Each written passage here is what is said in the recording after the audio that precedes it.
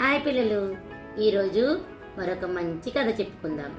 కథ చదువుతూ ఉంటాను, వింటూ పక్కనే ఉన్న స్క్రీన్ పై వచ్చే పదాలను కూడా చదువుతూ ఉండండి. కథ పేరు ఏనుగు కుక్క. ఒక రాజుగారికి ఒక ఏనుగు ఉండేది. ఆ ఏనుగును చూసుకునే మావటికి ఒక కుక్క ఉండేది.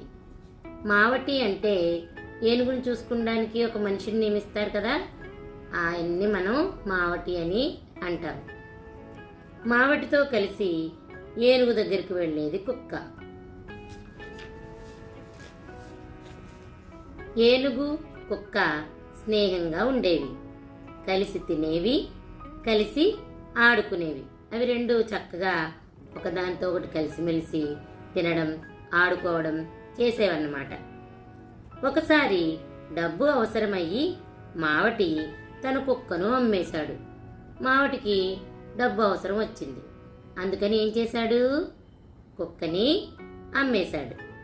బాధపడుతూనే కుక్క కొత్త యజమాని వెంట వెళ్ళింది. కుక్కకి చాలా బాధేసింది పాపం. అయినా కూడా మరి కొత్త యజమాని కూడా అది వెళ్ళిపోయింది. కుక్క రాకపోయేసరికి ఏనుగు ఆహారం తీసుకోవటం మానేసింది, నీళ్లు కూడా తాగటం లేదు. కుక్కని ఏనుగు చాలా స్నేహంగా ఉండేవి కదా, పాపం కుక్కేమో కొత్త యజమాని వెంట వెళ్ళిపోయింది. కుక్క మీద బెంగ పెట్టుకుని ఏనుగేం చేసింది? ఆహారం తినడం మానేసింది, నీళ్లు కూడా తాగడం మానేసింది. దానిని చూసిన వైద్యుడు ఏనుగుకి ఏ జబ్బు లేదు, ఇది ఎవరి మీదో బెంగతో ఉంది అన్నాడు. వైద్యుడిని పిలిపించారు, ఏనుగుని చూడమన్నారు. ఏనుగుని చూసి వైద్యుడు ఏం చెప్పాడు? దీనికి ఏ జబ్బు లేదు, ఇది ఎవరి మీదో బెంగతో ఉంది అని చెప్పాడు. దీంతో ఆడుకునే కుక్క ఏమైంది? దాన్ని వెంటనే తీసుకుని రండి అన్నాడు రాజు. కొత్త యజమానికి ఆ సంగతి తెలిసి వెంటనే కుక్కని పంపించాడు. రాజుగారు చెప్పిన తర్వాత ఎవరైనా పంపించకుండా ఉంటారా? వెంటనే కుక్కని పంపించాడు. కుక్క, ఏనుగు సంతోషంతో గంతులు వేశాయి. విన్నారు కదా పిల్లలు ఈ కథ? వాళ్ళిద్దరూ ఎంతో స్నేహంగా ఉండేవారు.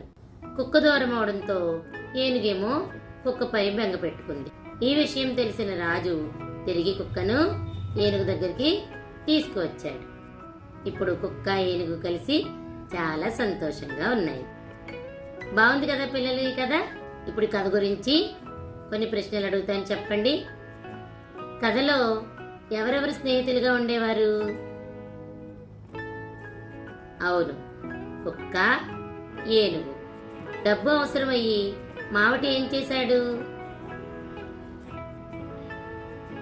అవును, డబ్బు అవసరమయ్యి మావటి కుక్కను అమ్మేశాడు.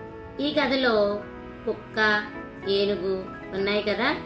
ఈరోజు మనం సులువుగా ఏనుగు బొమ్మ ఎలా వేయాలో నేర్చుకుందాం.